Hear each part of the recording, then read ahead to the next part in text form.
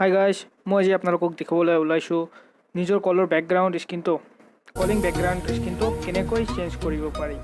তো বলক মই মোৰ নিজৰ কলিং বেকগ্ৰাউণ্ডটো মই আপোনালোকক ফাৰ্ষ্টত অলপ দেখাই দিলোঁ। তো ইয়াত চাওক, মোৰ কলিং বেকগ্ৰাউণ্ডটো ডাইৰেক্ট হোৱাইট হৈ আছে, কোনো ধৰণৰ ডিজাইন নাই, কোনো কিছু নাই। তো বলক আৰু বেছি কথা নকৈ ভিডিঅ'টো আৰম্ভ কৰোঁ।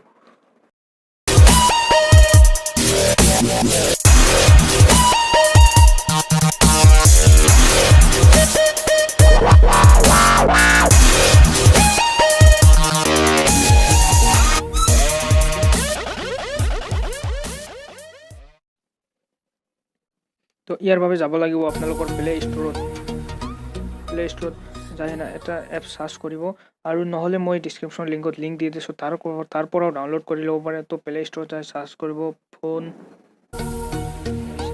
তো আপোনালোকে চাব এটা এপছ ইয়াতে আহি গৈছে। তো ইয়াত ক্লিক কৰিব, ক্লিক কৰি তো এই এপছটো ইনষ্টল কৰি ল'ব।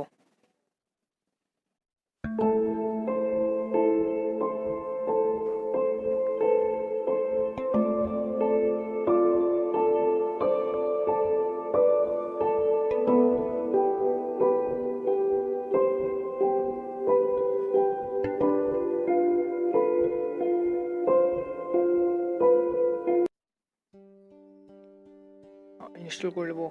ইনষ্টল কৰাৰ পিছত ইয়াক অ'পেন কৰিব। অ'পেন কৰাৰ পিছত ইয়াক অ'পেন কৰি এলাউ পাৰ্মিশ্যন কৰি দিব। এলাউ পাৰ্মিশ্যন সকলোকেইটা এলাউ কৰি দিব। এলাউ কৰি দিয়াৰ পিছত ইয়াত যে ৰাইট কোণাত ক্লিক কৰি দিব। তো ইয়াৰ পিছত নটিফিকেশ্যন এক্সেছত ক্লিক কৰি নটিফিকেশ্যনটো অন কৰি দিব, এক্সেছ কৰি দিব। এলাউ কৰি দিয়াৰ পিছত আপোনালোকে ইয়াত ৰাইটত ক্লিক কৰিব। ক্লিক কৰাৰ পিছত প্ৰাইভেচি পলিচি এইকেইটা মানে আৰু কিবা কিবি দিছে, আৰু তো এগ্ৰি কৰি ল'ব। এগ্ৰি কৰি লোৱাৰ পিছত আপোনালোকে ইয়াত আৰু কোনো কিবা চেঞ্জ কৰিব নালাগে। ইনকামিং কল স্ক্ৰীন তো ডিজেবল কৰিব নালাগে, আউটগয়িং কল স্ক্ৰীন এইটো ডিজেবল কৰিব নালাগে। তো হৈ গ'ল আৰু এতিয়া এইখিনিয়ে কাম। তো মই এতিয়া আপোনালোকক দেখাই দি আছোঁ মোৰ কল স্ক্ৰীনটো কেনেকুৱা হৈছে, চাই লওক। মোৰ কল স্ক্ৰীনটো কেনেকুৱা হৈছে, যিটো ৰেড কালাৰৰ দেখি আছে ইয়াতে চিম্পল এটা ক্লিক কৰিলে কলটো মানে কাটি যাব।